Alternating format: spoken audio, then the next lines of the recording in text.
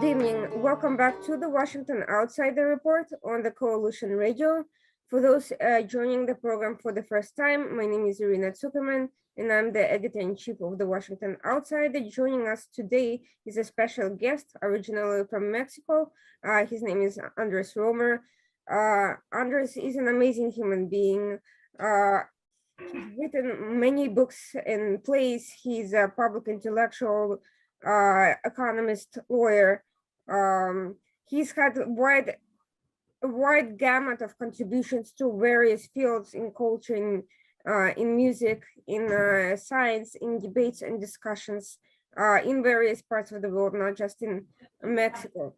Today we're here to, first of all, to introduce him to new audiences, and it's long past due. I'm sorry that we're getting to that so late, but also to discuss a somewhat sensitive and controversial topic, which is how social movements that are supposed to be pushing, catalyzing change for the good, for the positive, can be weaponized by corrupt demagogues to create damaging social media and social mobs that can be quite destructive, not just to individuals that become the targets, but to the overall climate, to cultures, to the ability of people to freely express themselves. So this is what's happening in Mexico now, and we'll get to that in a moment. Andrés, welcome to the Washington Outsider. It's a pleasure to talk to you as always.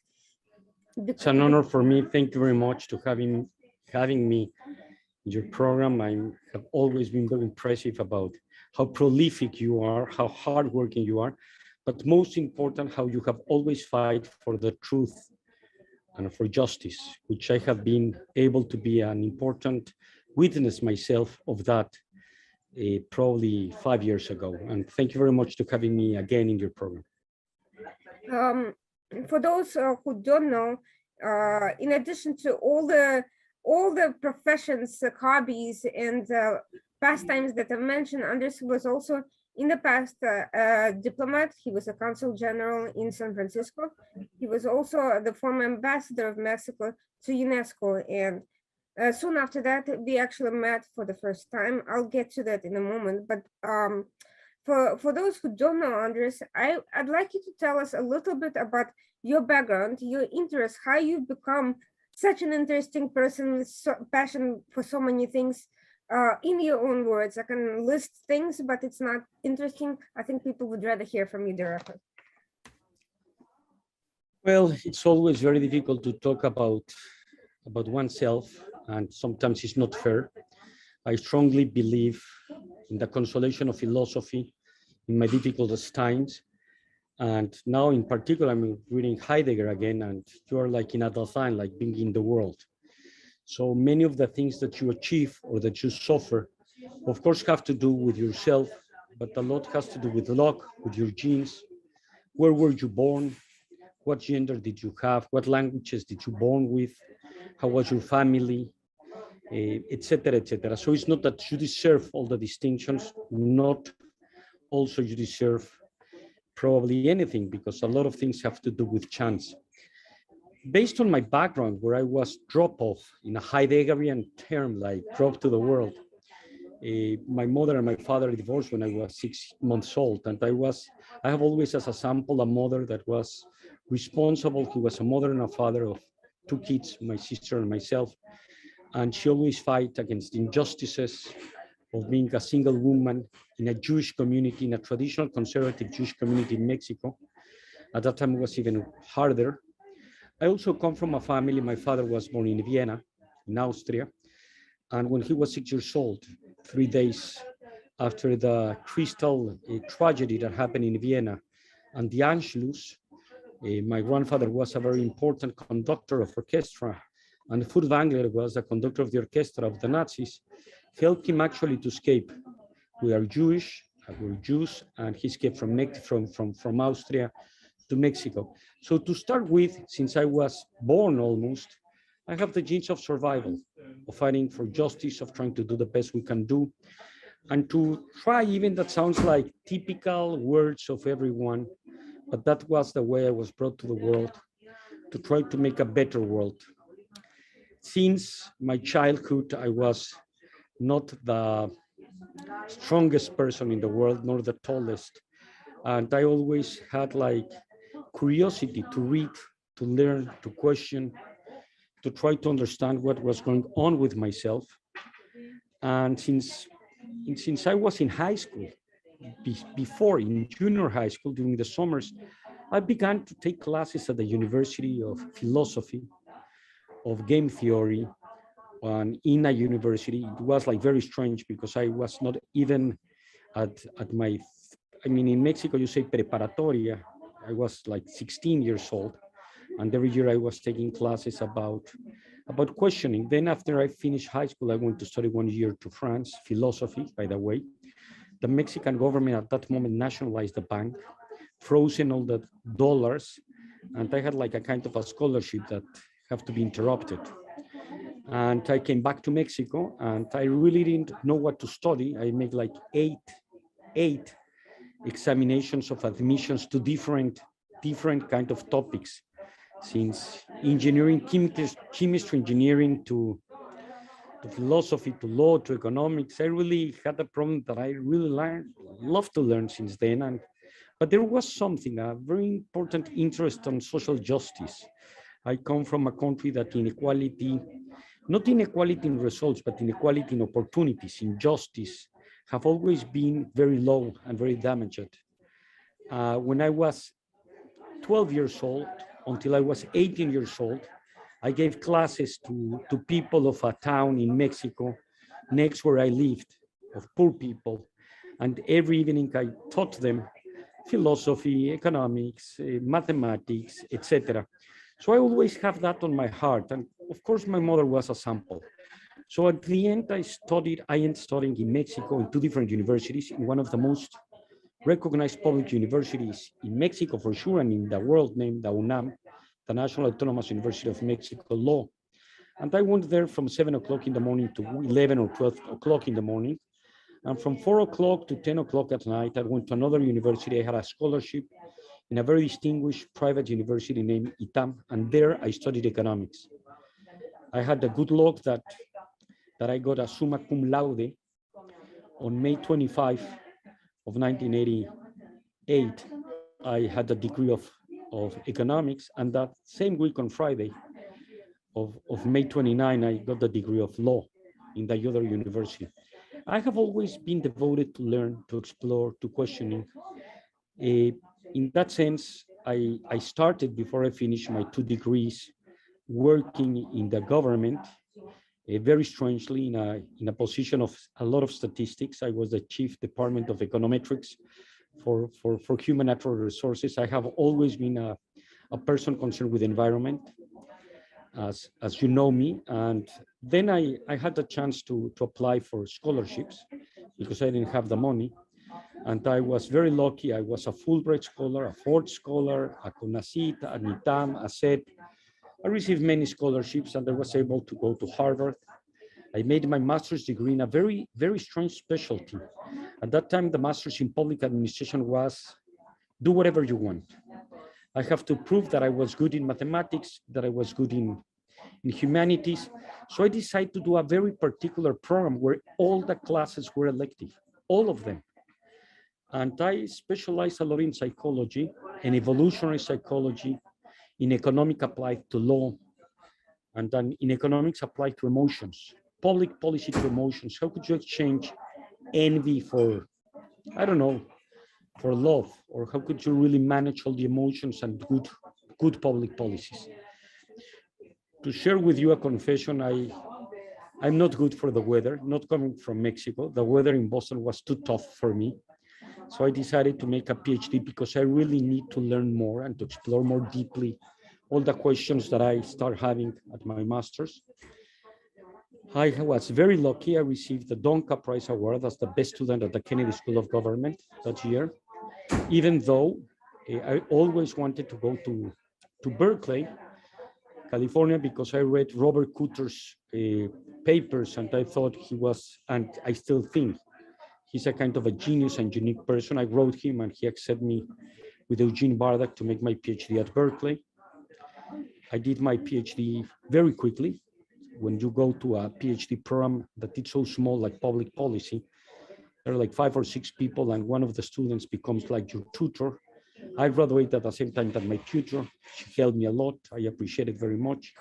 And I did my PhD in natural resources, a particular problem of power, which is water, which now in Israel and in the world, it's a really scarce resource.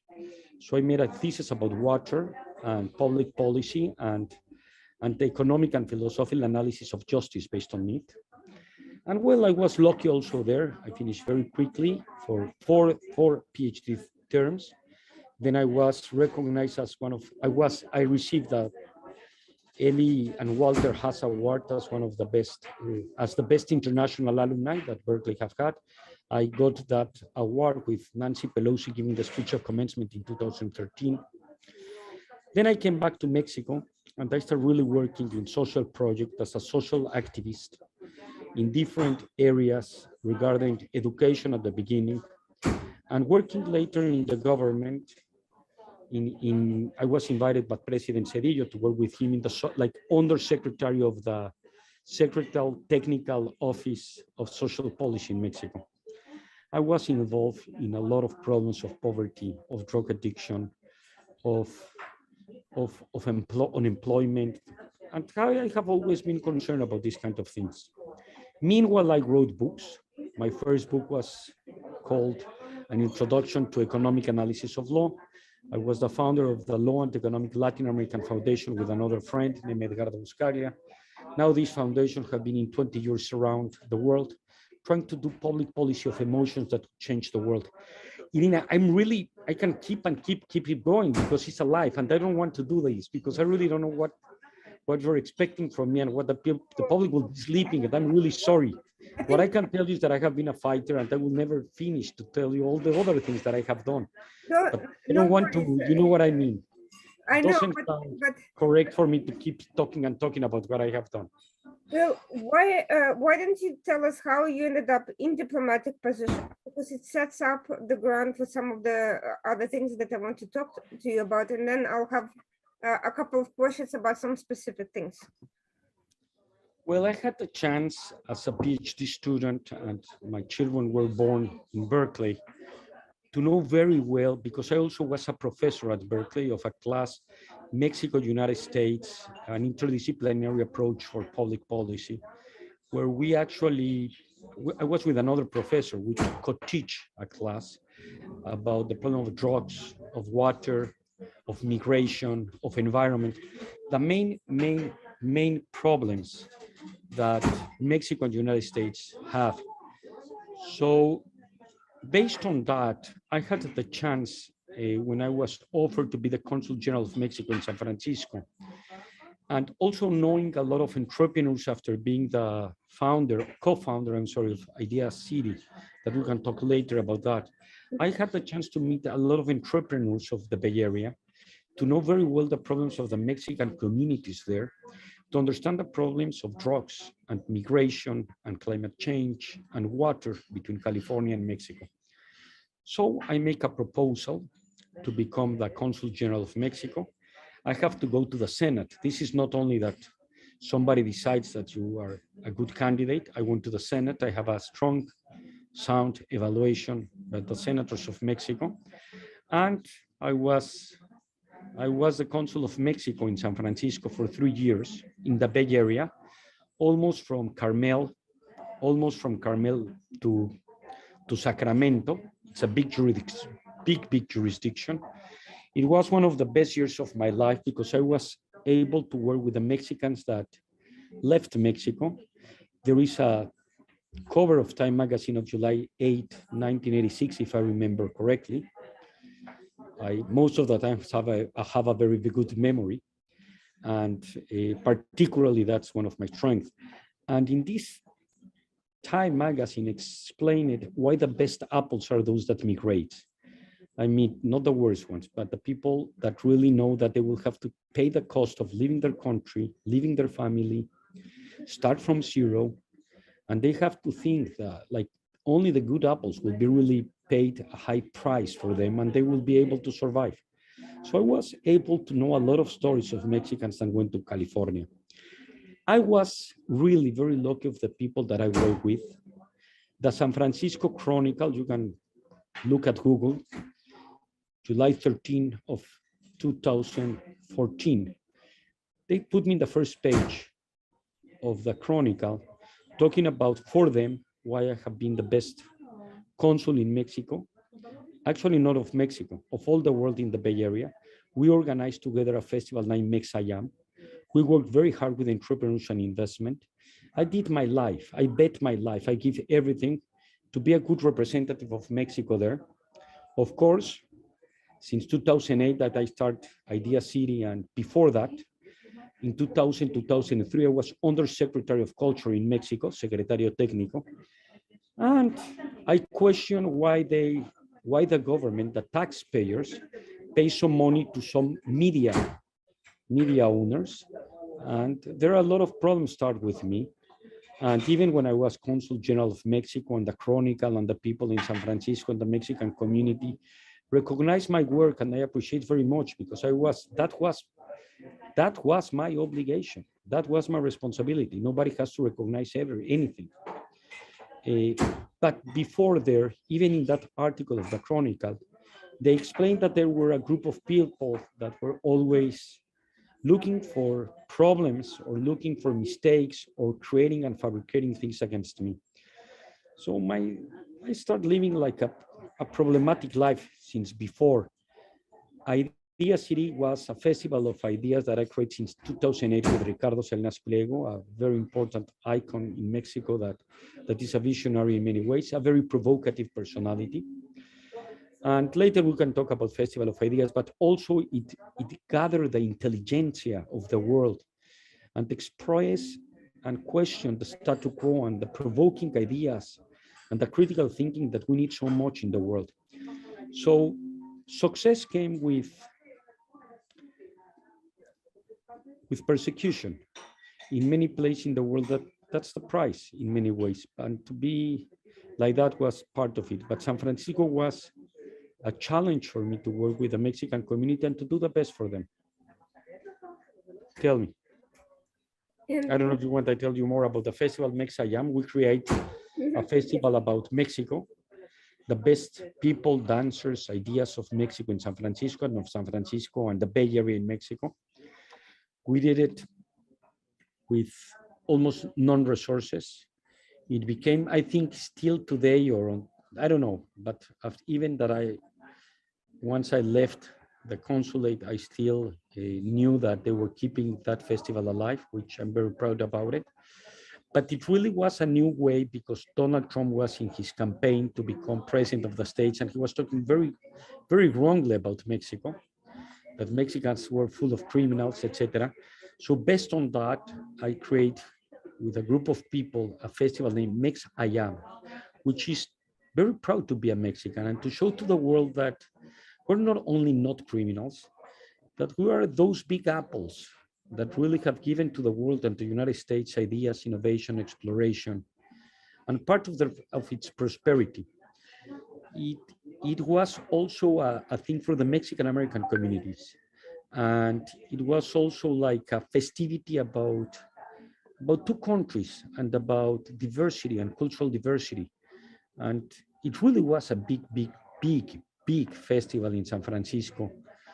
And I'm really, I have a lot of gratitude and thankfulness for all the people that was part of a new way of doing a festival where the Mexican taxpayers don't have to pay money. And this is a win-win situation where you look for venues that they're looking for outstanding artists, dancers, singers, opera singers, painters, and you bring them, all of them, from Mexico, and they pay everything, and the taxpayers don't have to pay anything, and the Mexican community in other parts in the world, and people from other parts of the world are able to really watch what Mexico really is. And it was not an event, like Idea City is not a festival. It was a mission. It was a mission of a statement of how we have to understand the others differently, and stop with so much prejudice and racism and classism, and how culture and art could really help our countries and our communities. I think what you're telling us is very important. First of all, for people to learn about these concepts, for those who don't know, I encourage them to visit these events when they have and explore for themselves, see with their own eyes. You can hear politicians anytime, and they won't tell you anything new, I promise you. But if you want to learn something, you have to go there yourself. You have to experience a taste, and then draw your own judgments. The reason why all of this is It's very important something, Irina.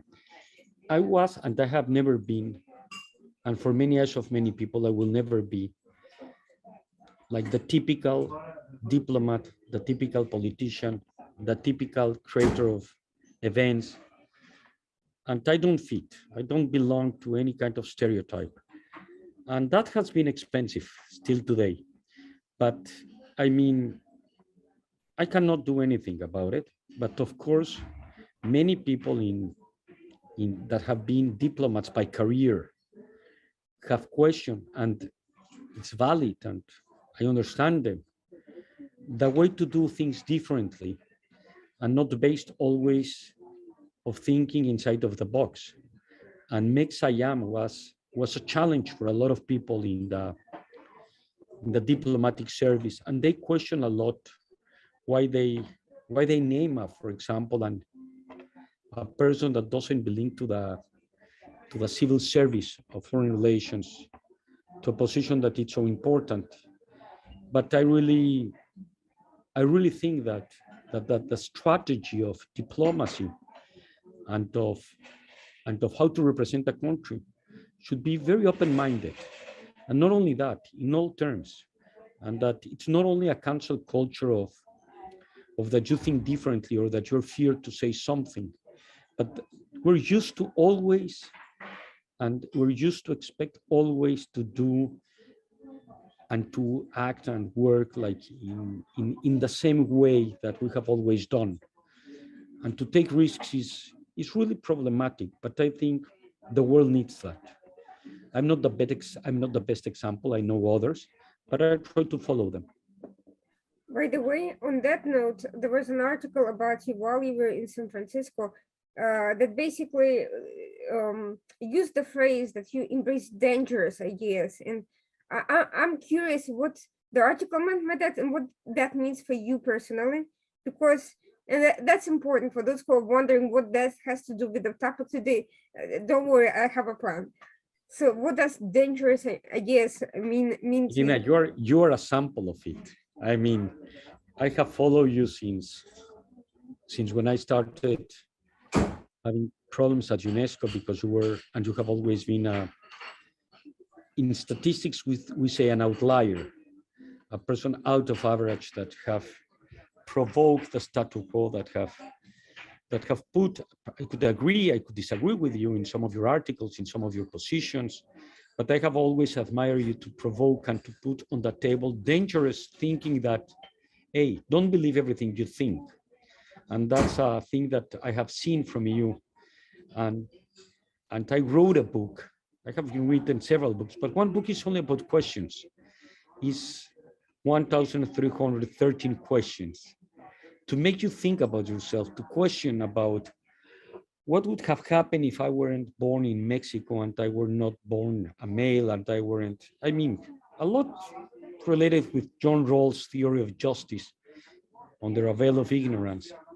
And starting to question yourself, how about if you lie to yourself, if you have cognitive dissonance, if you have self-deceptions? I have been studying a lot about people that believe their own narratives and that we always try to understand really what's behind them. And my dangerous ideas have to do to question why we believe what we believe, and to put into the table always debates that we did for 13 years at Ciudad de las Ideas. One was about God. We have a big debate with Richard Dawkins, Christopher Hitchens, who passed away, rabbis, priests, Deepak Chopra, about if there is an intelligent design. We have a big debate that was very provocative, only among women, about pro-choice and pro-life. Another one between a Tiger Mom, I mean, Chu, and the mother-in-law of Sergei. Well, she was the mother-in-law at the time, Esther Jorchinsky, which is an amazing woman that in her home was invented Google. And she has three amazing daughters that all of them are really outstanding. And it was a very big and strong and profound debate about what means how to educate a person, if the Asian model of discipline or the Californian model of much more, it's not a Montessori system, but of questioning. And we have always had at any scenario and moment and event to bring together and to start with myself, to question and to make provocative questions of dangerous ideas that we haven't think about it, but that we have to think about that probably have been wrong. And today we have a lot of questions about what means really to, what really means to have freedom of speech. What are the limits? What's the respect to think differently? What it means all these political correctness things, to put in the shoes of the other, to understand the other, to open your mind. Those are kind of questions, but no questions, that kinds of events, of books that I have written and plays that I have done based on that. And always I have a special interest on human nature. My last play, Oscar and Jack, is about identical twins. I have been always studying identical twins that have the same genes, but they were separated where they were born, and they live in different houses and have different education and different environment. And what happens at the end? And how can you question yourself? You know, this concept of dangerous ideas, of self-disruption, of disrupting your own narratives, it's completely antithetical to the contemporary idea of safe spaces, of trying to create a protective environment that shields you from trauma and from confrontations and from experiences that force you to look at things that you don't really want to look at and force you out of your comfort zone. And quite frankly, there's a lot of discussion. How do you balance providing protection for people who've overcome some sort of major trauma to, this idea of challenging yourself and seeing the world from other perspectives and disrupting your own mode of thinking in order to learn and experience something. And this tension, I think, this lies at the core of how social movements are born, but also how they're exploited. And we'll get to that in our conversation. But a very important aspect of who you are and what this story is all about is this idea of, is the festival of the City of Ideas that you've created and nurtured. And I'd like you to, I was, fortunate enough to experience that being there in 2017, but and I've even tried writing about it, but to be honest, it kind of it defies words. So instead of trying to describe all the things that go into it, I'd like to hear from you. What was your vision, and what were you hoping to accomplish by bringing together all these explosive cultural experiences in one venue? And from there we'll go to other things that kind of explain this whole story and how the current situation has come about. Well, first of all, I co-create this festival I co-founded with a friend, Ricardo Salinas. At the beginning, everything has a why, a what, and a how. Mm-hmm. The most important thing is always the why. And this related with your last question, the line, the quote of the Festival of Ideas all the time was, don't believe everything you think, which also means don't believe everything that other people think, or that other people write, or that other people say, but start with your own. And at the end, when I brought the why to the co-founder and I will bring this experience, for me, it was pretty clear that education was not the most needed thing in Mexico and probably in the world. Because many very well-educated people, even Heidegger, that I talk about him at the beginning, they lack some critical thinking. Heidegger belonged to the Nazi party. In the Final Solution, for example, almost 2/3 of the people that were there had PhDs. There are many people that are very well educated, but they lack a critical mind. It's not about education, it's what do you learn? How do you learn to think? How do you learn to communicate, to understand your feelings and emotions versus your ideas, and to really have a critical thinking? So I thought, we have to create, it's not only an event, because you can create many events. I had like the opportunity to be part of the G20 of Mexico in Cabo San Lucas and to organize it with a great personality from Mexico, Jose Antonio. And at Cabos, we were with Putin and with Obama, and we created a cultural event. And I also was lucky to create an event of cultural critical thinking with the Prince of Spain in Veracruz. But I thought, well, we need to do something that really brings every year. For the people that have never seen Idea City, it has to do in a similar way. The most similar thing I could talk about or think about is TED Global, not TEDx, TED Global at Vancouver, where they invite a lot of, I could say, brilliant people. Some of them are brilliant from my perspective, who I am to say who's brilliant, but that will provoke you, they will open your mind. And they have like this line that says that ideas that are worth spreading, that they really have the value to be spread.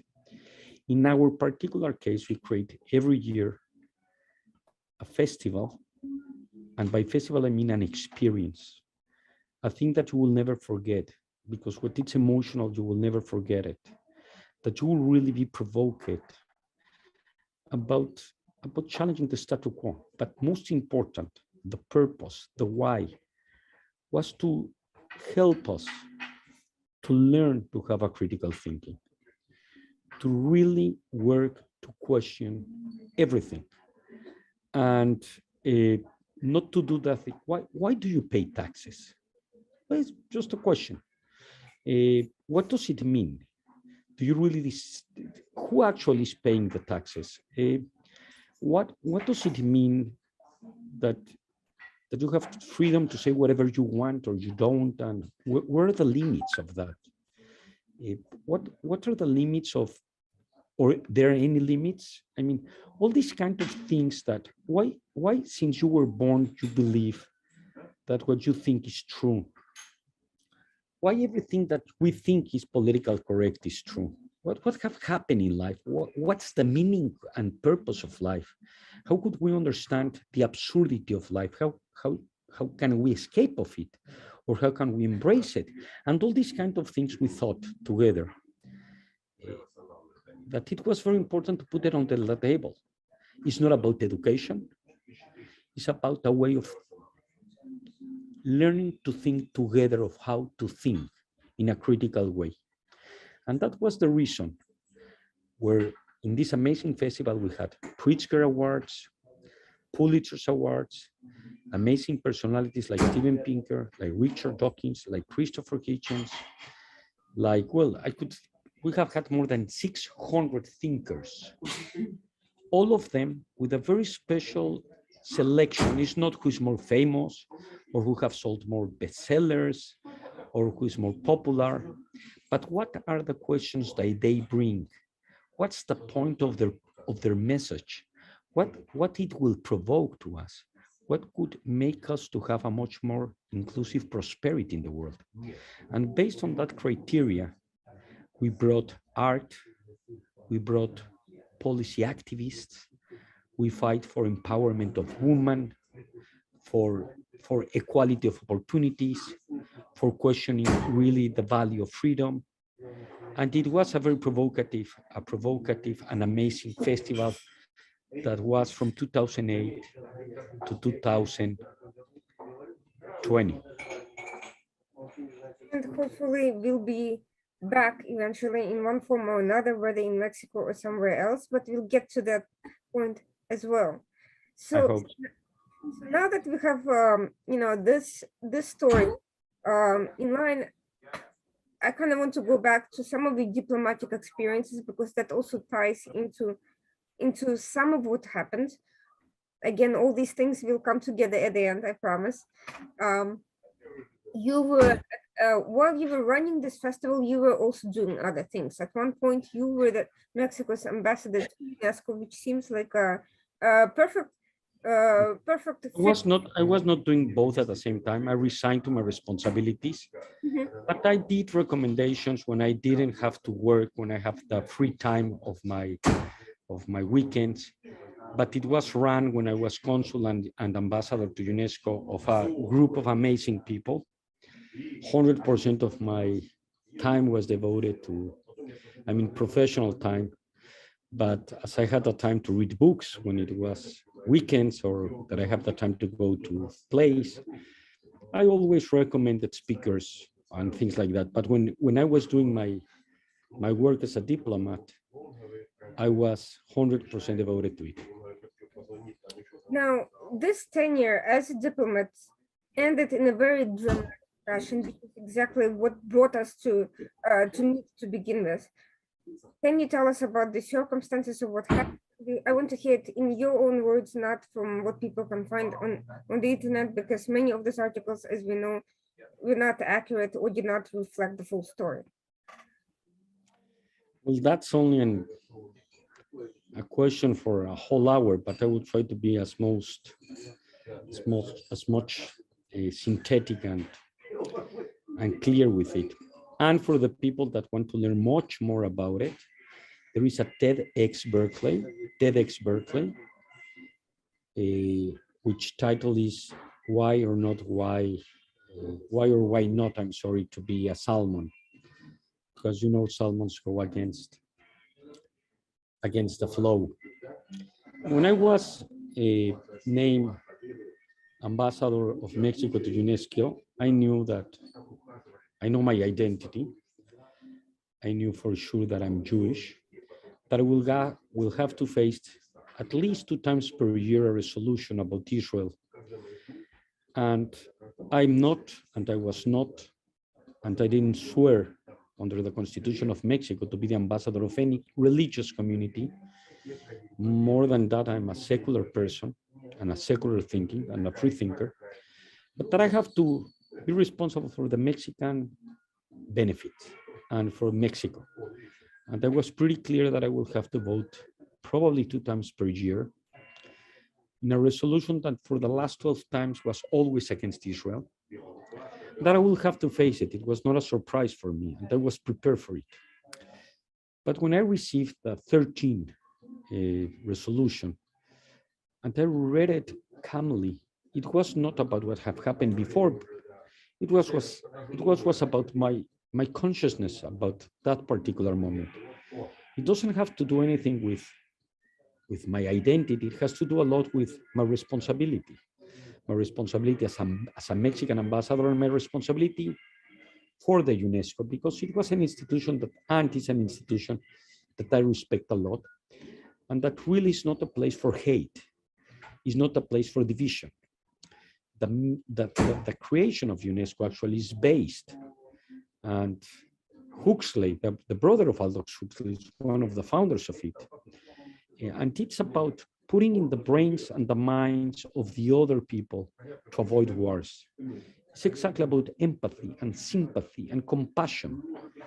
Everything against any kind of resolution that will bring hate and division and lies. And when I read the resolution that was in front of me, I said, this is impossible. I mean, this is not the place for UNESCO. This is not the kind of resolution that we have to vote here.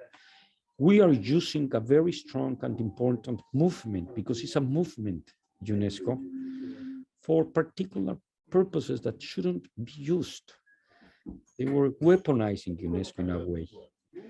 As many other movements, as you know, that today it's happening, those things that have great initiative and great reasons to exist. And they're used and abused. So when I read it, I can tell you if I read something that will say, sign a resolution where all Muslims are terrorists, I will never do it. I mean, it's against humanity. It's a crime against humanity.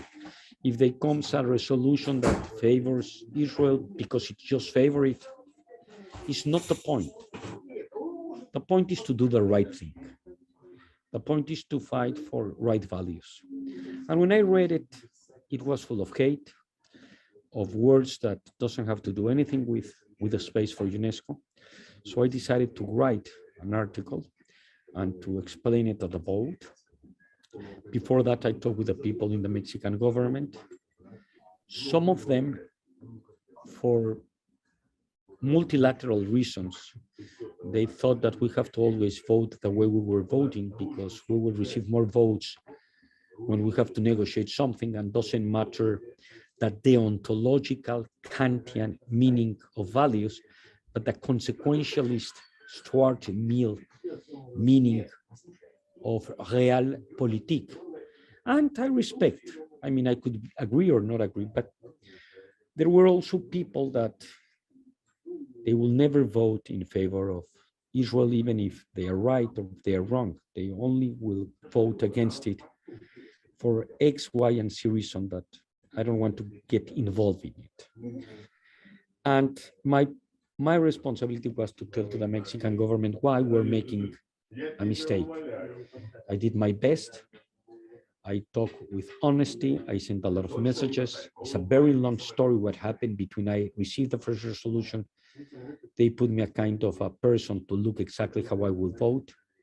The day of the vote, I really had a speech to give. Like in the movies that, okay, I have to vote, but before I have to tell you this, and this is a personal matter because it's the future of UNESCO, and UNESCO has a reason to be. But when I was going to give my speech, they said before, we don't want speeches, everybody vote, just say yes or no against or in favor of the resolution. So all the things that I wrote were out of the questions to be said. So when it was going to be the moment to vote, on the one hand, I have the responsibility to vote of whatever, to follow orders. But on the other hand, I have an objection of consciousness that I already expressed to my superiors, that I think this was not correct. So I was in a very critical dilemma. And what I did is, when it came my name, I stood up, I stand up. I was very clear that I was against this kind of resolutions and these kind of things. I got out of the meeting room and I hit the door very strongly. And I later explained in a letter directed to the consul, to the General Secretariat General of UNESCO, what was my point about and why we were wrong. And many people didn't understand my position. And I explained them how they never listened to my opinion. And at the end, I was fired from the government. I was accused of being a spy, that I gave information to Israel, many lies. It began a strong persecution against me. I was accused of many, many things. I really thought I would never leave something so difficult in my life, but I was wrong. But my point is that at the end, in many places of the world, I start giving talks and I start to have a new cause, also of critical thinking, based on my experience that has to do with other kind of values, and that we are probably living in the 21st century, like Steven Pinker will tell you, like with a lot of incredible advancements. But on the other hand, we're still living in the 15th century, not of enlightenment, but of darkness. And I received recognition from Switzerland, from New York, thanks to you in many ways, and to Jason and to the Sephardi community. In LA with Stand Up, in Harvard, in France, I became a king, a knight, caballero, from the Christians in Rodas. And I received a lot of support of many people that thought we have to stop keeping doing what we always do. And it's related with the critical thinking. It's related with to come to life with a meaning and to fight for what you believe. But a very strong persecution started against me. I was fired of the government. I was many months with a concern of they evaluate my assets, they evaluate all the things I did at the consulate. I start within Mexican society and within the government at that time, a terrible persecution because people at that moment that were my superiors, to avoid responsibility, blame me on me and blame me on my identity, my religion, some of them. And it was hell. After some time, even in Israel, they put a street under my name. It's important to tell you that during that process, they opened a letter and they write it in the newspaper that if somebody have any complaint about me, about my ethics, about my behavior, they have to talk. And this was promoted all the world because they were going to put a street under my name. And they did it. Things have changed since then, but it was, as I mentioned, I put my life at risk doing what I did because it was not only that act. It involves 6 months of working and of writing and of sending messages and of doing lobbying before that, and probably 2 years after that for fighting for a right cause. After that, UNESCO made me, with the next Minister of Foreign Relations, a goodwill ambassador for UNESCO. Mexico at that moment, not because of me, but I was part of it, changed immediately their vote. 8 other countries did the same thing. Brazil in particular. Again, I'm not putting on myself awards that I don't deserve. This is a fight of many people. Probably I helped with one, as we say in Spanish, granito de arena, a little grain of sand, but I think it helped. And I will never regret what I did there. But it was very tough for my family and for me, of 3 biggest and terrible accusations that make me get out of public office forever. And what was the response of the Jewish community at the time while all of this was going on? It was very divided, very divided. Some people in Mexico, in the Jewish community, before that, as I mentioned to you, some journalists in particular, whatever I did, they attacked me. It's clear for me that I have this problem when I did this, and that before that, many journalists were against me, and that it was going to provoke a fire. There is also in some countries, I'm not talking of all of them, I know some of them of Latin America, they are very concerned to challenge the decisions of the government, to outshine, to make noise. Sometimes it's better in their philosophy, and I respect them, not to be rebellious.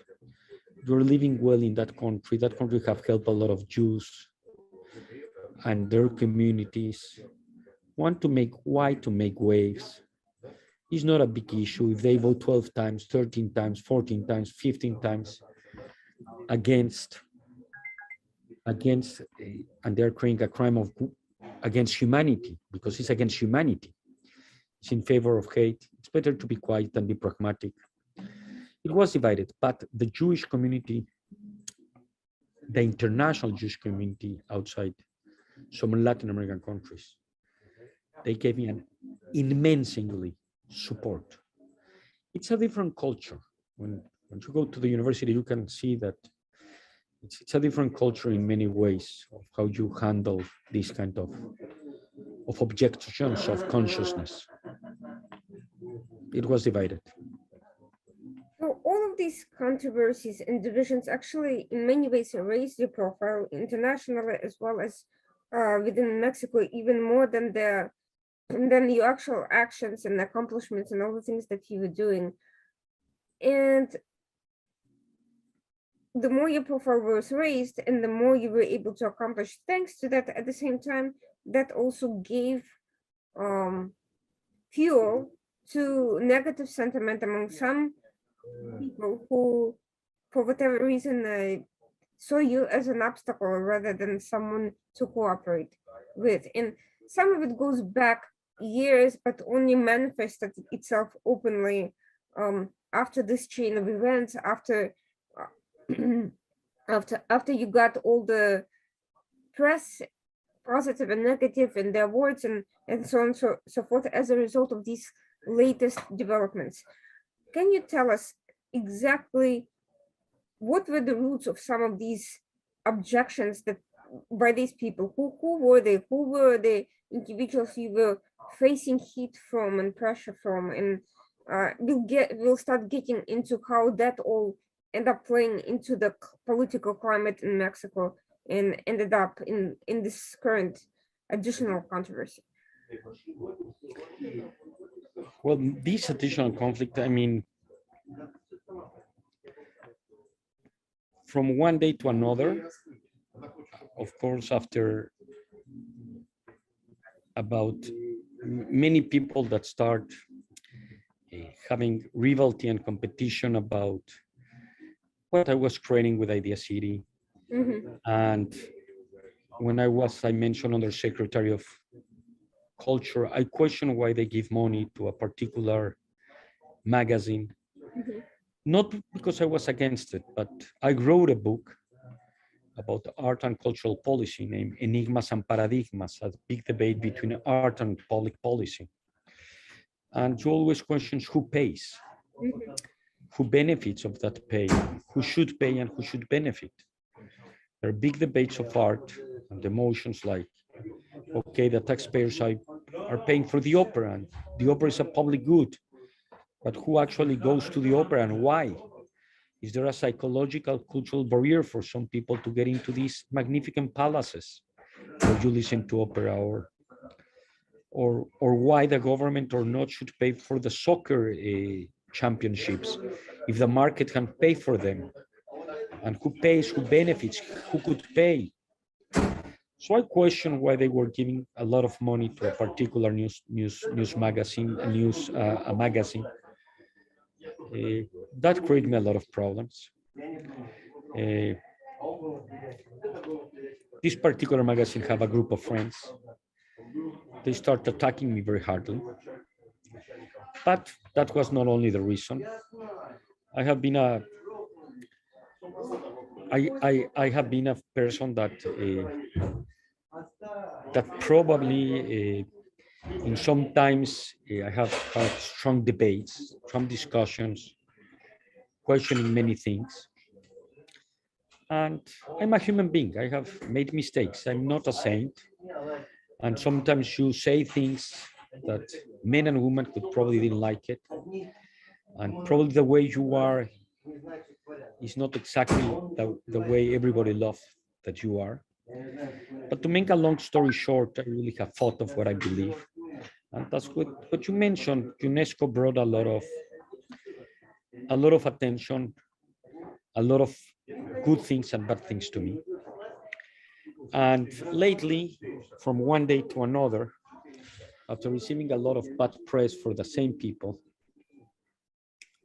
and it's a long story, from one day to another, I start having from 0 to 60 tweets. It's not accusations, are tweets. But today, the justice is like an event, like a festivity, which the sentences, the judgments are done with tweets. The jurisprudence comes from Instagram, from TikToks, from Facebook. And the public opinion and the decision of if you're guilty by accusation, not by law, it's giving immediately against you. And if there are enemies or people that don't like you, or people that want to bring and benefits in any case about what you are doing, they use the system. This has to do with good movements, with good initiatives like Me Too, but that they don't have like the protection that Somebody can write something against you, and from one day to another, you're accused of rape or of terrible things. Actually, if you're accused of rape, I think there is the worst accusation you could ever have, because even if you are accused of, I don't know, terrible things like torture, probably you torture someone to have information if there was a bomb in a particular, no say, school or kindergarten, and based on that, you save the lives. I don't know. But if somebody raised a hand and say, I accuse this enemy or this person for any reason, and it's not true, and it's a false accusation, you don't have the right to defend. At that moment, you are dead. You will never win that battle. And from one day to another, a person put a video that I was, not that I wrote her, but that she was uncomfortable with me, that before that, we met together because I knew that she was making accusations that I was very surprised. I taped her in the conversations. She recognized that she had been 8 months defending me against two enemies that I had in my previous office where I worked. And I don't know how, even that she said that she defended me, and it's every recorded. From one day to another, when everything was okay, we have an agreement. It's a long story, but everything is on record, is recorded. She make an attack and 60 tweets appear. 50 were without names. Of those that had names, I'm accused for 5 people, and they are accusing me with terrible things of rape, because if they don't accuse you of rape, the government cannot put you into jail, and you are not, and they would have prescribed. This is very important because I'm living this situation now. It has been hell for me. It's a very long story. I went to Israel not at that moment. I was not accused. I was traveling. 2 months later, then I was accused when there was a problem with a subway. There was strong accusations against a politician that belongs to the current system and is friend of the government against him about the Me Too movement. And I'm not the friend, I'm not an ally of the government, and they choose me as a scapegoat. I don't want to put myself as a victim because it's not my point. My point is, and it's what I have been asking, demanding, fighting for after 14 months, is that they give me an equal floor to fight, that they just open my carpets. They haven't accepted them, that they recognize my lawyer, because I have been 2 times through the camera with a notary to a place of law saying, I am Andrés, this is my signature, I deserve to be heard and to have a fair defense and justice for me. They never, in 14 months, open my files. They don't allow me to defend. The only thing I'm asking for is justice, to treat me equal to other people that have been accused of the same things, but are friends of the system.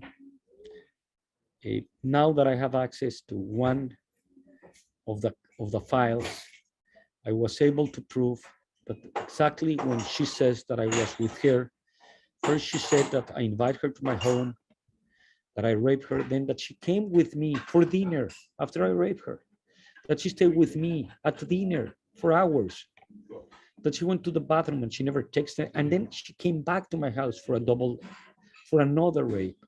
But before that, she mentioned in another interviews that she never was raped, that it was that she was uncomfortable.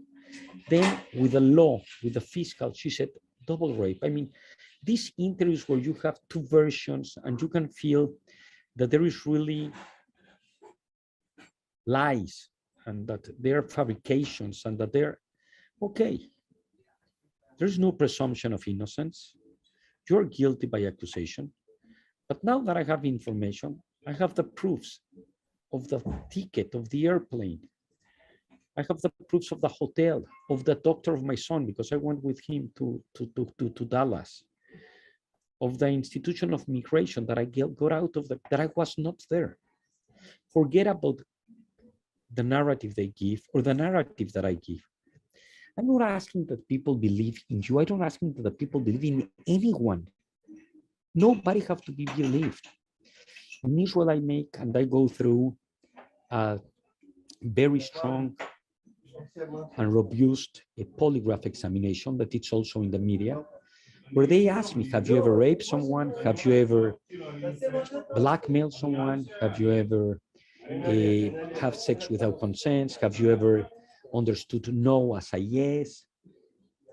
I answer all the questions in a place that have been involved and recognized as one of the most sound institutions, not only of Israel, of the world, where people of the Interpol and Mossad, in one or another way, have been involved with. I also took an examination with a very important, in Israel, if somebody is going to get out of jail, they have to have an examination of a psychologist that they are not dangerous for the citizens anymore. Even if they already due their sentence, they could kill again, or they could do something terrible again. So I decided, I didn't pay it. It was not, it was paid by the government, not by the government, by a social institution. Like that, it's absolutely objective. And they made me an examination of 2 hours. Number 100 on the scale from 1 to 100 is that you are a dangerous person. 1, because 1 is the least, the minimum, because if you're a man, you have number 1, because you are born with testosterone, but was nothing, the least. After 2 hours, my number was 1. It's not my word against other work. I could go to many polygraphs. I could go to many field psychological tests. The information of another file that I have, I was not there, is a strong and unbelievable story of a person that was the wife of one of my best friends. She accused, the first one was Montserrat. This one, I will have to talk about her once the carpet are openly there, but a friend of hers, who is my friend, shared me that the date, the story. She accused also her stepson of abusing of his other son. She hates her husband, who is one of my best friends, and I signed how much money he actually received for the alimony, which I didn't like. And they are destroying my life. And given the fact that the fiscal of Mexico City needs scapegoats and a trophy of a person like me, they have been fabricating a lot of injustices. And I have to fight. And this has been, of course, exponential giving to the existence of all these social media things, where they can buy bots and they can buy. And the biggest concern is not only that they have destroyed my family and my life, because if I tell you what I have lived the last year, you will be like, this is not true. The persecution has been like a kind of a Holocaust. If I were 0.000000001 responsible of any of the atrocities that they are blaming me, I will never have the courage to talk with you or to be with my children. My children have been the most supportive people in my life, with my mother and my sister, because I was a kind of a mother and a father since they were very key, and they know me perfectly. But it's not about your word, because it's a battle that you are lost. The main victims are the real women that have suffered these kind of things, and people that use authentic movements that deserve to be there to empower the inequalities and the injustices of domestic violence of feminicides that have happened in Mexico, of rapes, of terrible things. There's some people that for different reasons, enemies, fame, money. I just want to tell you that of the 4 accusations I have knowledge of, because they could fabricate tomorrow another one. The third one, and I don't want to mention names, to her former boyfriend. I have the information. I'm not saying that because it's not, I'm not mentioning names, but I know that she asked for $150,000 to make her not to accuse him of rape. We're living in a time where it has never been easy to be a woman. I know history. I have written books about sexual policy in relation with Richard Posner, who has written prologues and forewords of my books on these topics. I know that it have never been easy.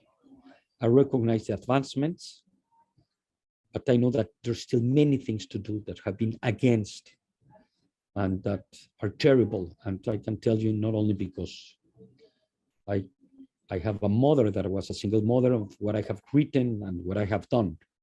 I wrote a book about social and cultural rights. I have fought and written about terrible legislations against women.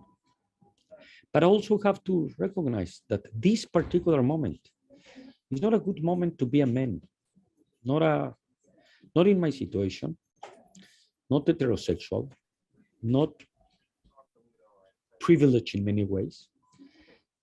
And we need to have the microphone and the right to defend. I think that we have to start seeing that this is a kind of witchcraft. I wrote a play named No More One. I mean, no, in Spanish it's called Nadie Más, nobody else. I mean, Nadie Más is not only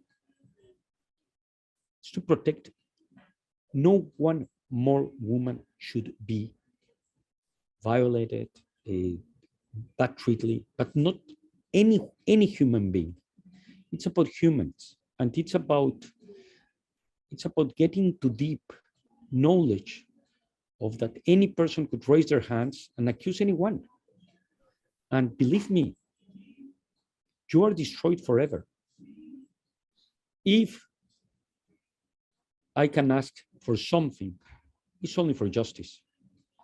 I'm really asking that they open my carpets, that they give me, as we say in Spanish, un piso parejo, a field where I can defend, that I can really defend myself, a place where they can recognize my lawyers. I have been fighting for it, and I have seen fabrication of my cases, and I have seen and live and suffer that I don't have the right to defend myself and to defend my family. This is a tough battle. They try to accuse me of corruption. They try to accuse me of being a terrible diplomat, of being a spy, a traitor. That imagine whatever you want to imagine, but this is impossible to win, because it's impossible. So you have to prove negatives, things that you never done. Like if you have to prove that Beethoven composed a 10th or 11th symphony, how can I do it? But in the only 2 carpets that I have information of, I have been lucky to prove that I was not there. That's it. And the interviews these people have had in many news, in many media places, because it's not only you in the media, your friends.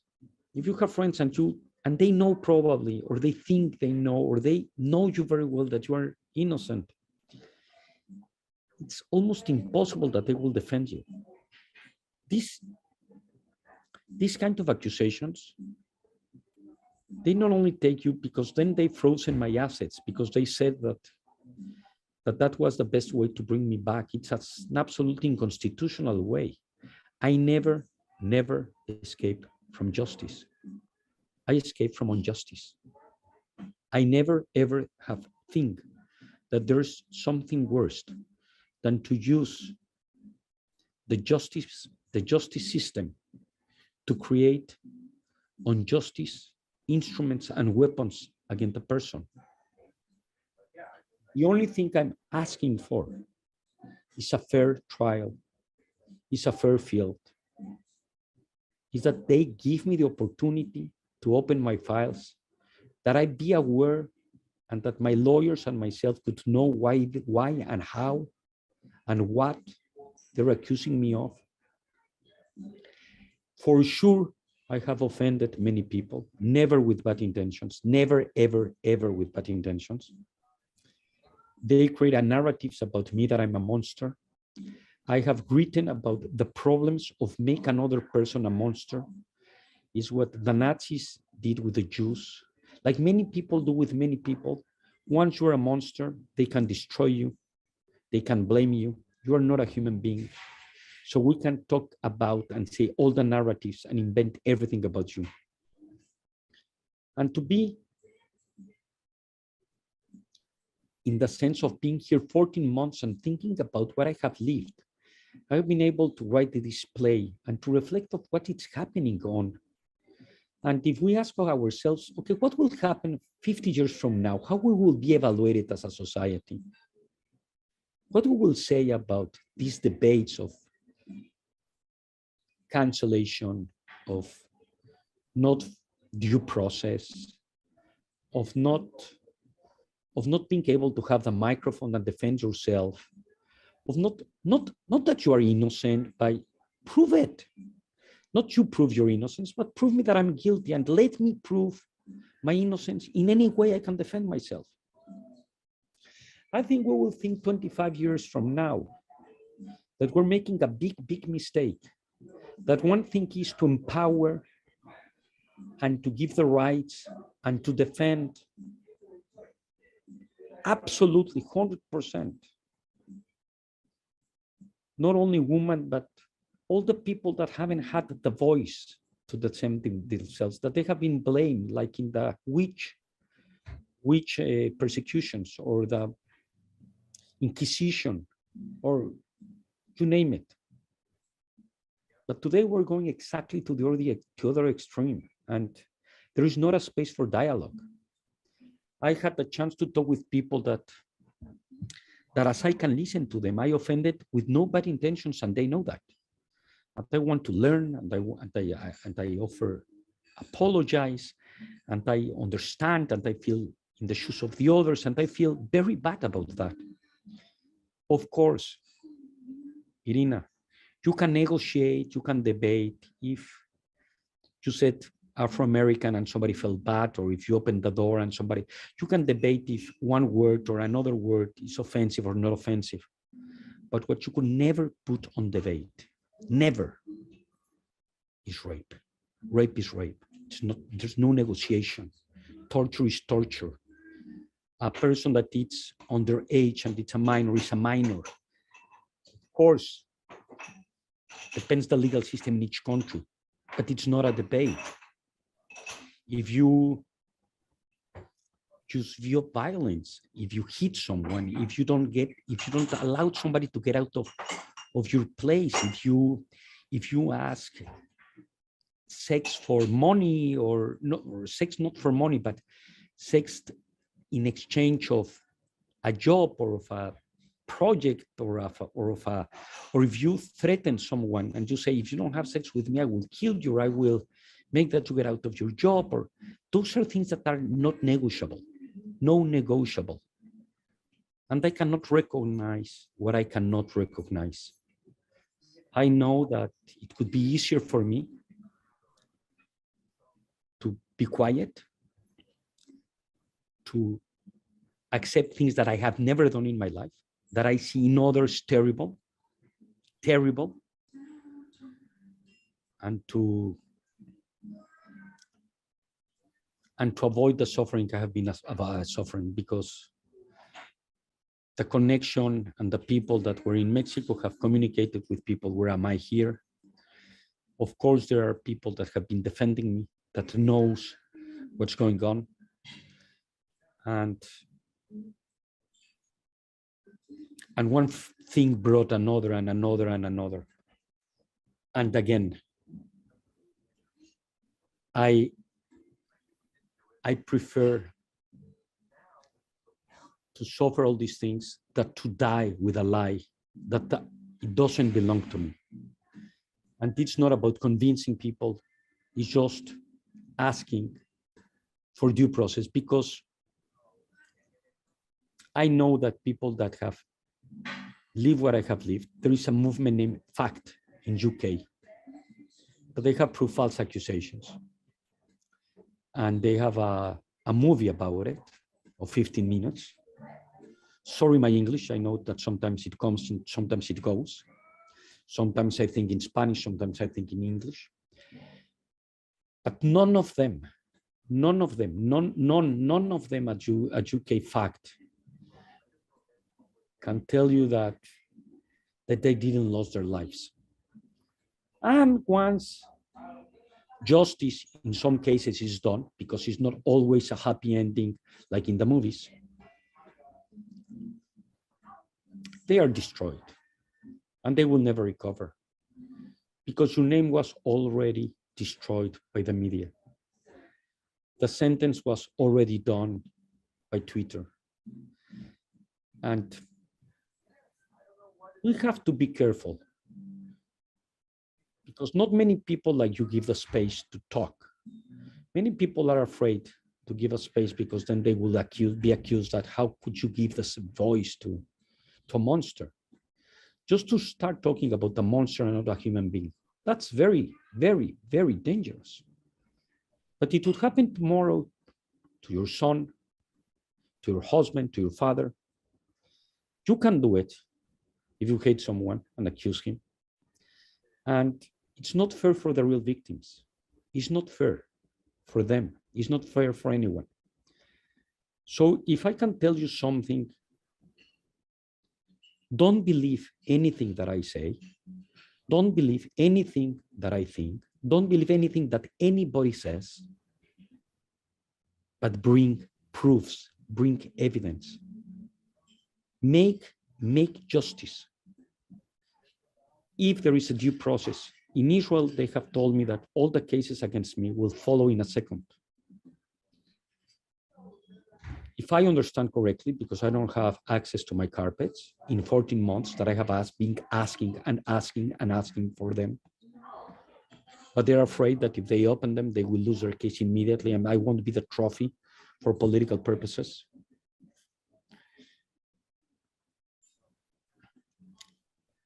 Every time I ask for these things, the last one was last Friday. They told me, okay, you will be connected at Zoom, 12 o'clock in the morning. There was a witness also being connected at Zoom from the City of Mexico, of the Human Rights Commission of Mexico City. At 11:50, we asked, okay, we're connected with my lawyer. They don't want to recognize my signature, that it's real. I've been 2 times in front of a notary, public notary, to say, this is my cellular phone, this is the time of today, this is the hour of today, this is my passport, I am who I am. The law, the new law in Mexico accepts that I could be defended through Zoom. Please recognize my lawyer. Please allow me to defend myself. Please, please, please, I'm not asking for any other thing. I have done whatever I can do. I have gone with polygraphers. I have gone with psychologists. What else can I do? I know that there's not an excuse that I have been persecuted for many people for many years of what happened to me at UNESCO or all the achievements. Who cares? If you rape one person, this is terrible. This is an atrocity. And the false accusation is also an atrocity. So 10 minutes before 12 on Friday, I'm talking about last Friday. Today is Tuesday. I was unable to talk to you before because I need to have that recognition. And after 14 months, I have been now sending a recorded message to Mexico that please accept my evidence. Let me defend myself, recognize my lawyers, blah, blah, blah, blah. Why until now? Because I have access to one carpet.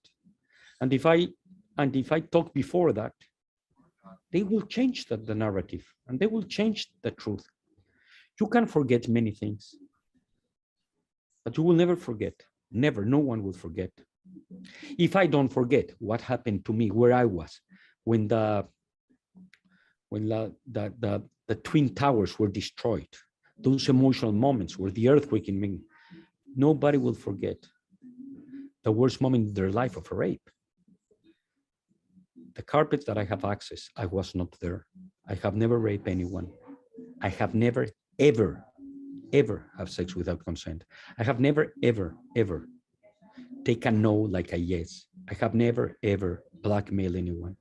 I have never, ever tell someone that if they have sex with me, they will have a position, or I have never, ever locked anyone.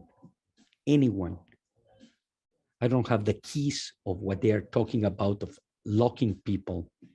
I have never been the monster they have created of me, and that they are copy, paste, Twitter by Twitter. And it has been hell.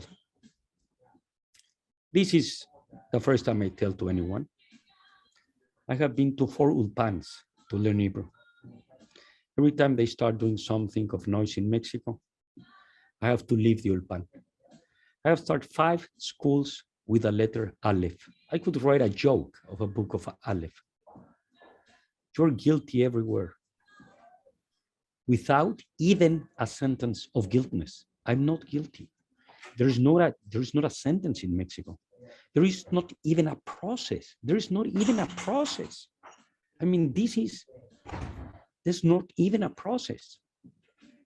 And people, this is important to share with you, that have been accused of similar situations, but they are good friends of power. In the same moment, they have received distinctions of embassies, or become governors, them or the daughter, of contracts, millions of pesos to make an events, and they have the same accusations. I'm not saying that they deserve anything but presumption of innocence. I'm not saying I don't have any idea of their lives. I don't know what do they deserve, but for the same tweets and accusations. If you are not friend or ally of the fiscal of Mexico City, they want to fabricate you any kind of accusation to go to jail. And others in the same situation, you just have to check the news, you just have to say, for the same. They have received offers of become ambassadors, governors, or projects. This is unfair. And this is unfair to my family. I have been in strong depressions that I don't want to share now, very, very strong depressions. And I have been surviving. And it's not that somebody's a victim here. The only thing I'm asking for, because I'm a victim of false accusations, 100%, but it's not that we have to believe one side or not the other, but we have to allow everyone to have equal opportunity of defense and the due process, which I haven't had after 14 months. And not only, it's also the media. Many media platforms, many journalists, even that they don't want to take the risk. Tomorrow they will be attacked because they gave you the microphone and the right to defend. This is really much more dangerous than you could imagine, because people that have actually commit these atrocities, which I have said, and I will say again, in face of a polygraph or in face of you or any jury or for the believers in the Bible or whatever you want, I have never, ever done. You are, when you accuse an innocent person and you don't give them the right to defense,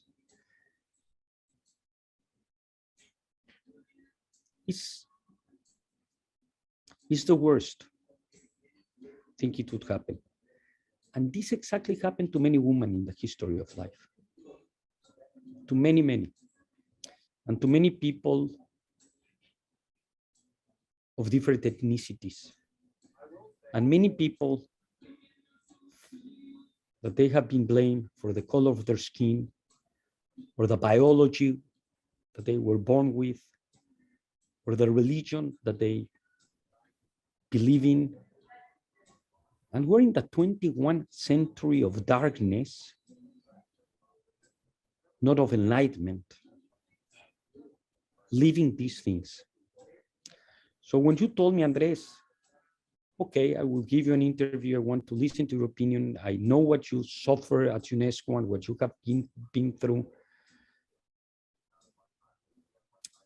I end with what I begin with. My concern at the end is this critical thinking that I invite the people to think about what's going on, to try to make, in a way, a fair and a justice world. For my part and my responsibility, I have the ability to respond that of any person that I offend with never bad intention and never that kind of atrocities that they blame me. I have never committed a crime. I have learned, I have grown. I understand that we have to understand many, many things too, for many reasons. But I hope that my voice in your program and today, as we talked before it would help to avoid that in the future, another person lives the hell that I'm living today. And that the only thing I want in your program, in all the manifestation, is fairness. Open my files. Recognize my lawyers. Let me read, let me know, let me understand, let me have access to the accusations that they're doing against me. Accept my evidence. Accept my words. Go and make a research about them. Investigate. Look if what I'm saying is true or false. Proof, proof, proof, proof. Please, please. It's not a favor, it's a right. It's a right. What I'm asking for in all the languages. And that's what I appreciate very much of you, that you give me the space and give me the microphone. All of this raises extremely disturbing questions, not only about your own personal story that I really want to people hear as a whole. That's why I spent so much time asking about your background, who you are, because oftentimes people see the story, they have no idea who the person is. They just hear the accusation. They don't have a clear picture of who they are, how they think about life. And for them, it's very easy to make, well, maybe there is some truth to the accusation. That's why I think it's important to listen, to present the story, the full picture, the full human being, and not just one small part that's, made up by his enemies. But the other issue, if somebody like you, who has exceptional education, who has dedication to intellectual pursuits, who've had an incredible impact in various areas of life, who's contributed to Mexico a huge deal, and who's well known among the intellectuals and various circles, of people from various backgrounds. If someone like you could be destroyed by falsehoods, by political conspiracy and by collusion of the media with political agendas, when their responsibility is to question these agendas and to present objective reporting and investigate claims.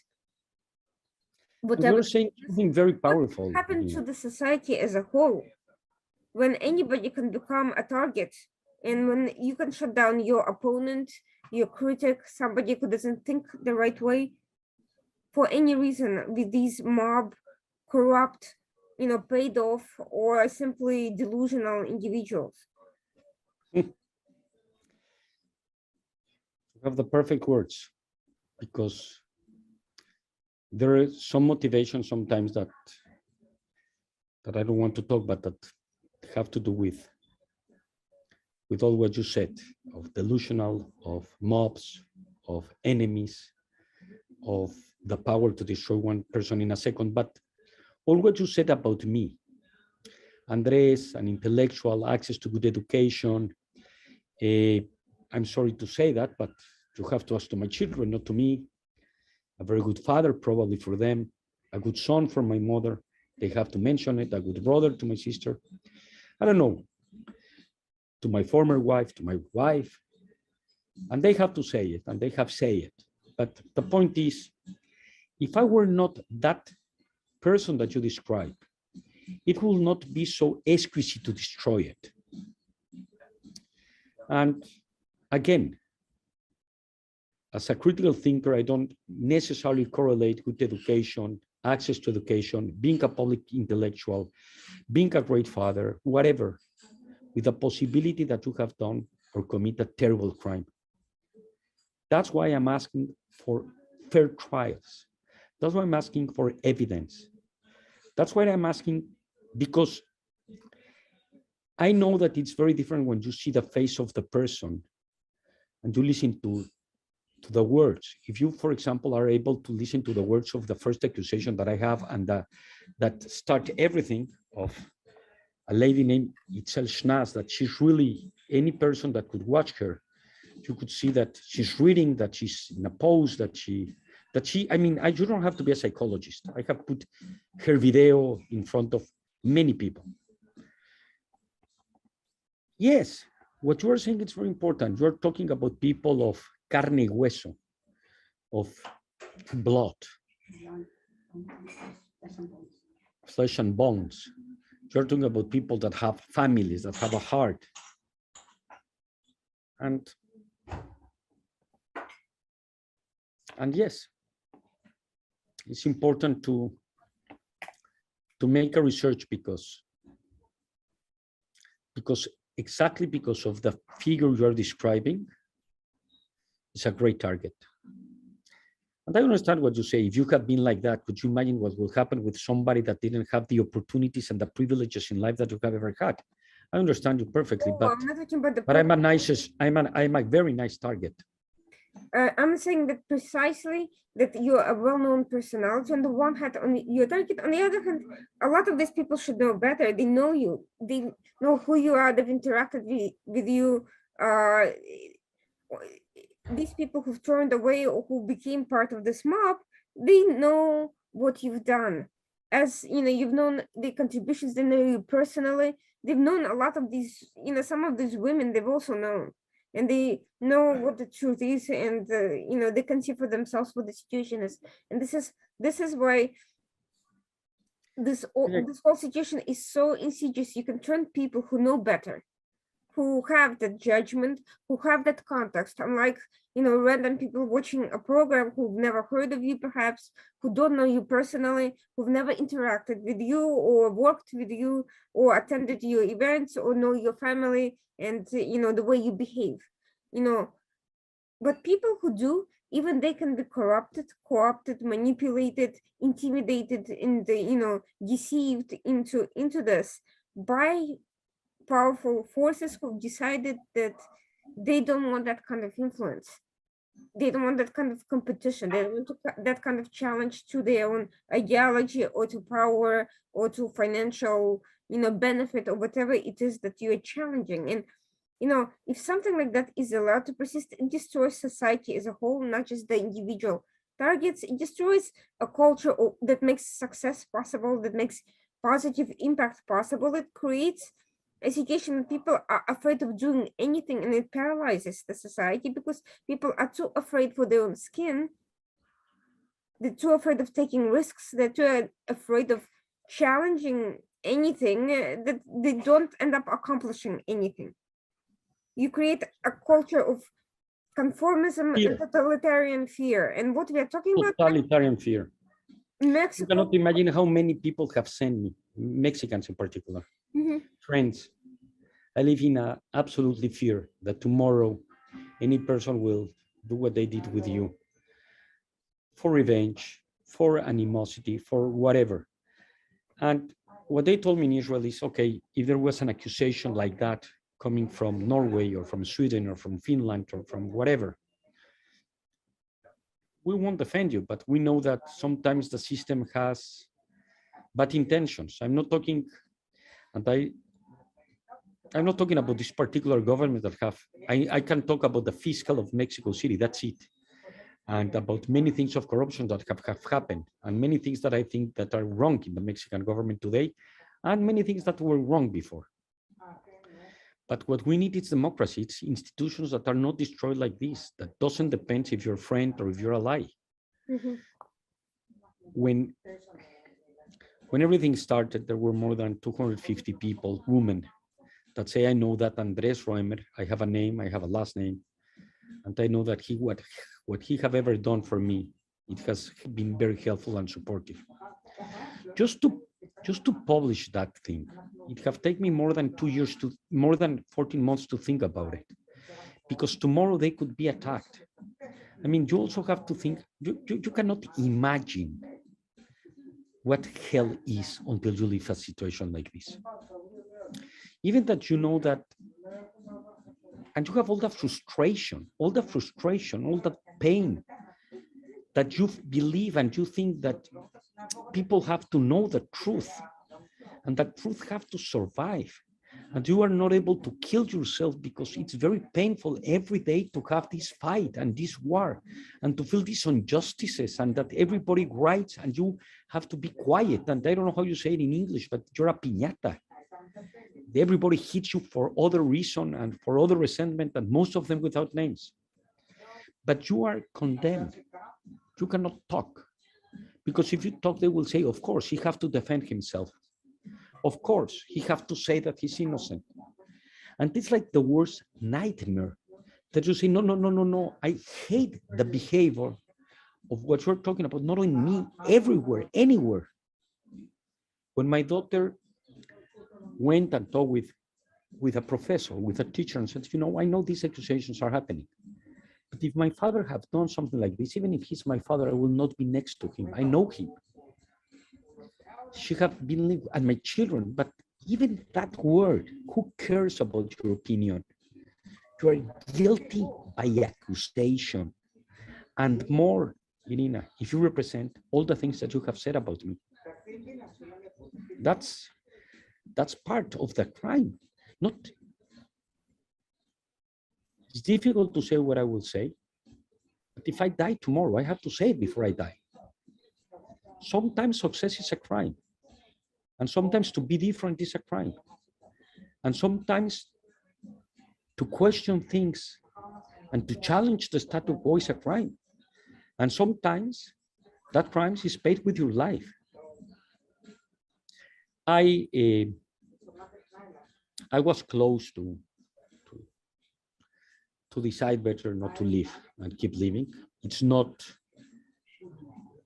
an average thing that happened. I have been reading a lot. I have been in touch with a lot of people that have been suffering this kind of things, that they have been proven innocent after a failed trial in Israel, in England, in Spain. It has been like my therapy. I've also been talking with people that actually been real victims of terrible atrocities like rape. Because of my situation, I cannot really be close to any of them, to anyone. I have been working with myself in many therapies and everything through Zoom. And what I can tell you is it's time to shut out, to speak out, to say, hey, if somebody is guilty, if somebody commit a crime, if it is proven that he's guilty, if it is proven that he made an atrocity, it doesn't matter if it is the Pope or if it is a saint, if it's proven, but in a fair trial, destroy him, punish him. But to accuse somebody without a trial, to punish, to destroy the life and the family of a person that, first of all, that you could be wrong and that person is innocent. You could be very wrong. But this is exactly like death penalty. Even if people tomorrow lose the trial, or tomorrow they say at the end,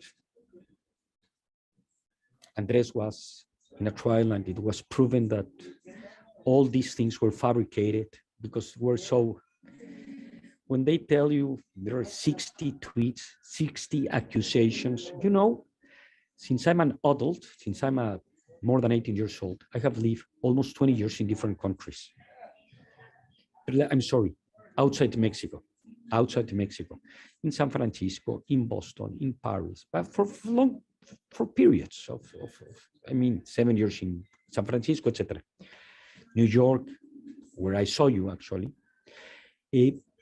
How come that there have never been accusations, any legal, and then from one day to another, exactly 3 weeks before the day of the Women's Day in Mexico, and when they are accusing a governor that it's a friend of the system of rape, how they use a scapegoat from one day to another to change the topic, to blame another person, to use that person. But if I say this, if I share this truth, no, now he's the victim. And you know, many people have to have the right to say, yes, I'm a victim of a false accusation. I'm a victim of a system that doesn't recognize my rights. I'm a victim of a person that it has been destroyed my name, my identity, my nationality, my home, because they destroyed my home on March 8th of 2021. They went and they throw things, and we called the police, not one time, more than 200 times, 911. And they said, we have instructions that they cannot and they won't defend your house. They frozen my money. What else they want to do with me? And you know, all the advice of my lawyers, all the advice of everybody is be quiet. Everything you say could go against you.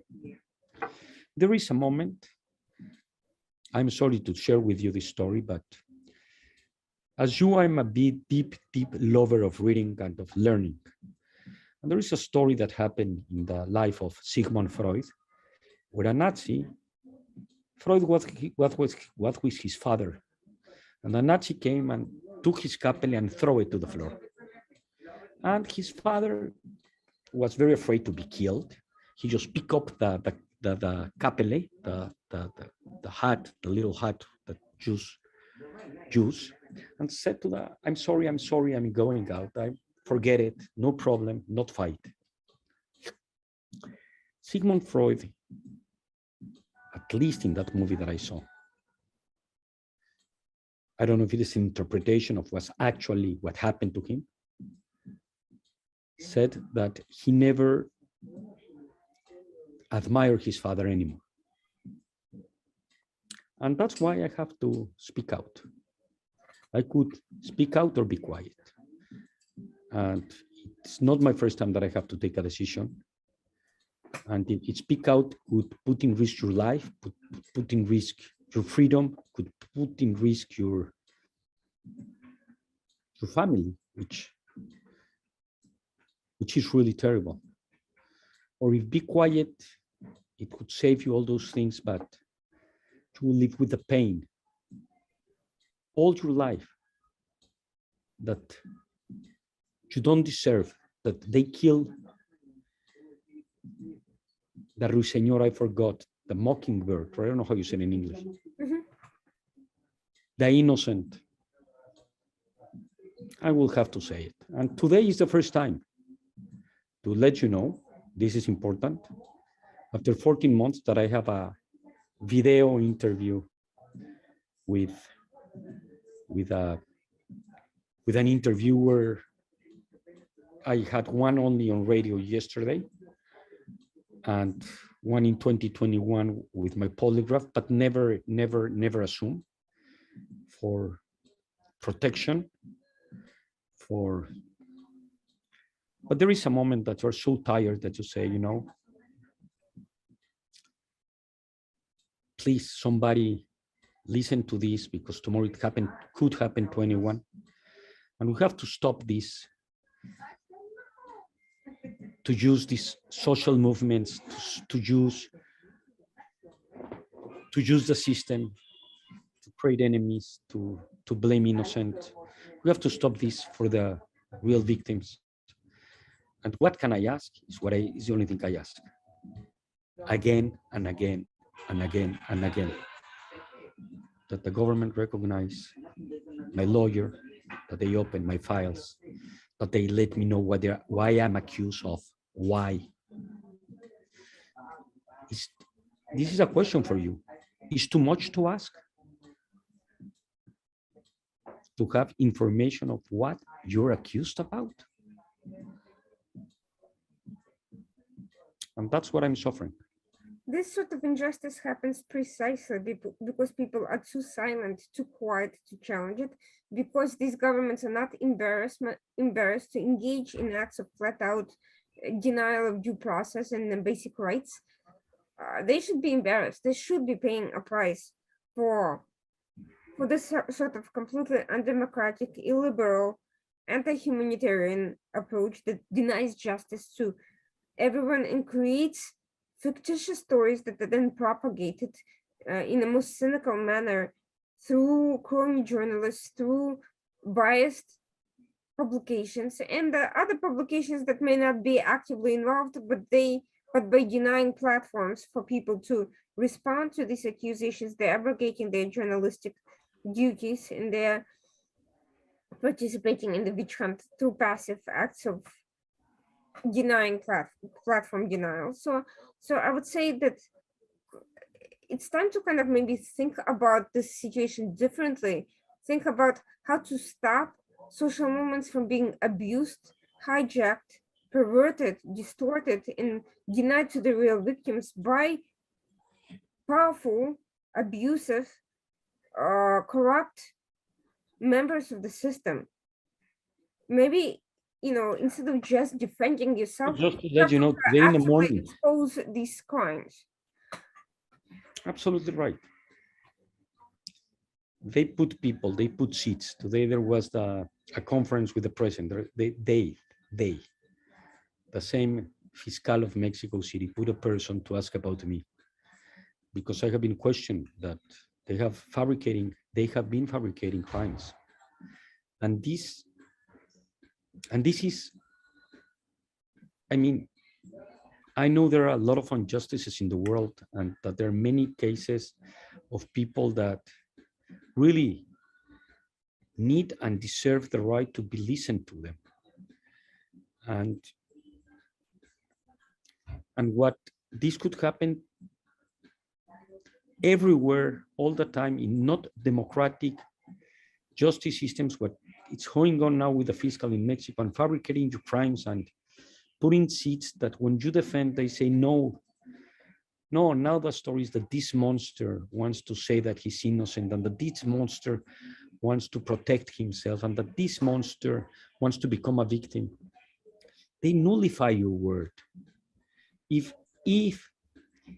you're a monster, whatever you say, you're nullified, you're multiplied by 0. If you're a man, in my situation of what I have represented in Mexico, where it's very bipolarized Mexico, if somebody is rich, if somebody is poor, it's because somebody have to be rich. And if he is rich, it's because he was corrupted. And if you are of the new system, there's a transformation. When you have these kind of narratives that listen, I want to listen, I want to listen to somebody, I offend someone, I want to listen, I want to hear if it is a true, I mean, I want to recognize, I want to apologize, I want to, but I have never had a bad intention. I cannot accept any crime that I have been. What I represent for the system is a great trophy that revindicates the fiscal of all the other cases that they have been accused of not defending real victims. In Mexico, the problem of feminicidios, of women that have been killed by violent and terrible situations, that's a real national problem in Mexico. And to take a scapegoat and to forget and to put the finger to cover the sun and not to see the real things and to use someone, it's not only unethical, again, it's not only unfair against my family. You cannot imagine what we have suffered. And of course, of me, it's unfair of the real victims, of the real problems. It's not a coincidence that what happened with me, of frozen my assets, was one day after there was a problem with the subway in Mexico that many people were killed. They have been using me and using me and using me and using me. And if you say, Andrés,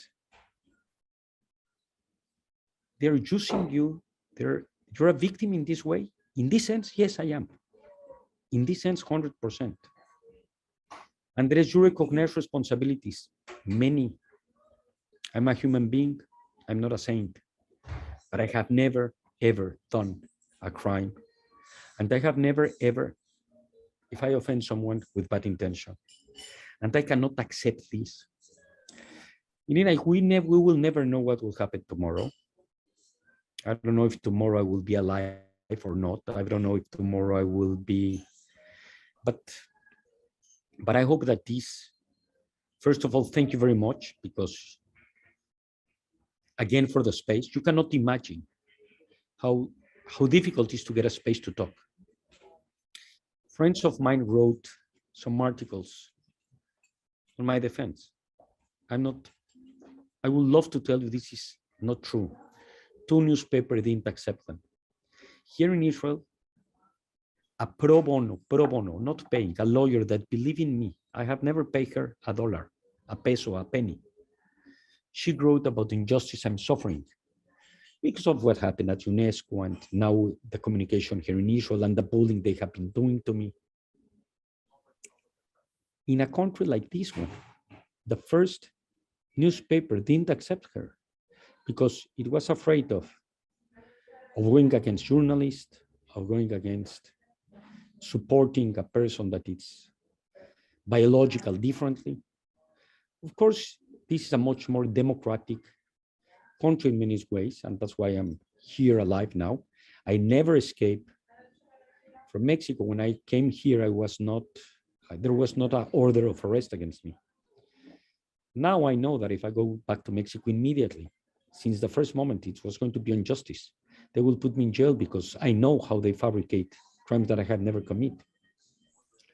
And many people are saying, if he's innocent, he has to come back to Mexico. We know that in Mexico, they will put me in jail. And you cannot imagine the risk of my life that I will put myself in.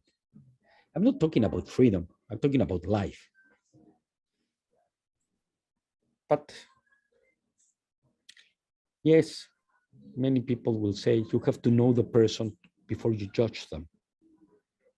And we live in a world where the platforms, the Twitters, the digital life is not only attractive to judge with no information, it's attractive to destroy. And we need institutions all over the world that protect that protect the presumption of innocence, that protect this kind of I don't know, guiltness without a due process. And it's impossible. I cannot ask to change the world, and I cannot ask that the people believe me, and I cannot. I can go to polygraphs, I can do whatever. But the only thing I can ask is, please give me a fair trial and open my carpets, recognize my signature, give me access to the information. Let me bring the truth, even that doesn't matter. Because to be honest with you, people, the least thing they want to know is the truth sometimes. There are journalists that are looking for rating. There are, I'm sorry to say it, not good people that are looking for fame, that want to have 15 minutes of fame. There are people that want to look for money. There are people that are looking for popularity for the next political election. And the last thing they want to do is to put the risk of themselves protecting a person that has been sentenced as a monster. And the worst thing for many people, unfortunately, who have been fabricating these kind of crimes, is the truth. We're living difficult times. Yeah, but I think the important thing is to keep living, because the last thing you want to give these people is the satisfaction of letting know that they won, that they destroyed your spirit, that you stopped fighting, and that they can triumph. That's the last, they can try to destroy you through the media, but you know what? Once you start questioning the media, once you start questioning them, you can turn the table. It may not be easy, it may be very difficult. I hope so. But I think that you have the experience. But once you start fighting back, this is the last thing they expect. They expect people to fold. I know it's bullying. It's a mentality of a bully who does not expect resistance, because only a bully can use methods that are unfair, who can attack somebody who is not in a position of power to do that. Because fair people, they argue, they persuade, they make their case.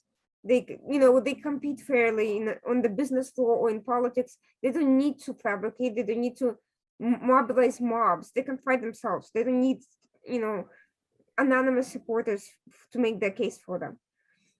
So these people are actually the title of the person that wrote here on my behalf, because she thinks and she knows me, and that's what he believes and she believes. It's about bullying. That's the title. It's the problem of bullying. It's absolutely right. I have been strong in many ways. I wrote a play. I'm writing a book. I'm trying to survive. It's very difficult, but you're right. Even these people that want to see me destroy, or some of them that they probably, difficult to say, but there's so much envy, there's so much malice, and there's so much bad blood. Well, today, May 17th of 2022, I'm talking with you, and I'm telling most of the whole story and the truth story. And I really only am asking for a fair trial. That's it.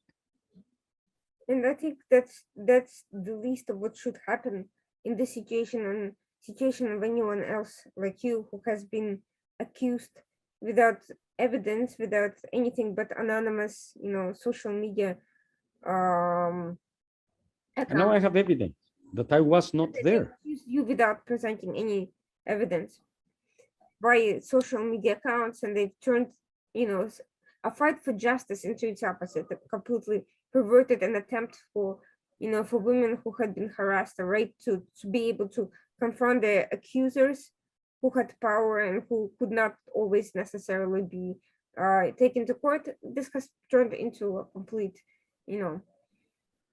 mockery. Kind of a crime of hate. Nina, thank you very much. I don't know. Glad to hear, first of all, that you are writing another play. I look forward to hearing about it. I hope in the future the audiences will we can talk about many other things, and once all of this over, about many things about the return of the festival of the City of Ideas and where and how. They, as I understood, they're still doing it without me, and any idea that, or any project that could invite people to have a critical thinking and to speak out and not to be quiet about injustices and to really make clear what's going on in the world, and that whatever, doesn't matter who does it, I'm really happy about it. And I really want to thank you again, and the people that listen to your interviews and to your work, that at the end, it's not about believing. Justice should not be an entertainment event. It shouldn't be a show. Sentences and punishments and judgments in terms of who is guilty or not shouldn't be through Twitter. Jurisprudence shouldn't be part of TikTok or of Facebook. We need really institutions, democratic institutions, that really bring justice to the table. And that's the only thing I'm asking for. And thank you very much for your time and your space. And I'm asking to all the people that listen to us, that do the research, that really do the research. It's very difficult, it's very painful. Sometimes it's very tiring to think. It's very, very tiring. It's very easy not to think and to destroy or to take judgments or to think quickly and fast and to make mistakes. But we're talking about human lives. We're talking about authentic victims. We're talking about very serious issues that anyone tomorrow could raise their hand, any enemy, any group of people, and destroy you with no evidence, and finish with a person, with a family that it's very likely, or it's probably, or there is a doubt that he or she deserved it. And we have to, if we have a responsibility, if I have a responsibility, is not only to talk now about my case, but to talk about the future cases that could be my situation. And it's never too late to say, it's time to really make justice through the proper channels and through the right ways. Thank you. Thank you very much. Thank you, Andrés. I hope everyone listening to this will take to mind to, when you hear an accusation, ask yourself, what evidence is there? What can I do to learn more and pass my own judgment and not just be manipulated into coming to conclusions that are part of somebody else's agenda? How do I not turn into a tool of injustice for people who are trying to play with my mind? That's the lesson from the story. I hope to continue watching this fight for justice. I hope that the story has the kind of ending that it should. The perpetrators of this injustice are brought to accountability, that the truth will be revealed at the end of the day, and that everyone who needs to have a voice will be able to voice their concerns, voice their thoughts, bring evidence, and not just accusations. Muchas gracias. And thank you very much in all the languages. Thank you, everyone who's been patient enough to watch this program. We will be back next week as usual, 9 p.m. Tuesday, the Washington Outsider Report on the Coalition Radio. And please stay tuned for our future programs. I look forward to seeing you all next week. Thank you.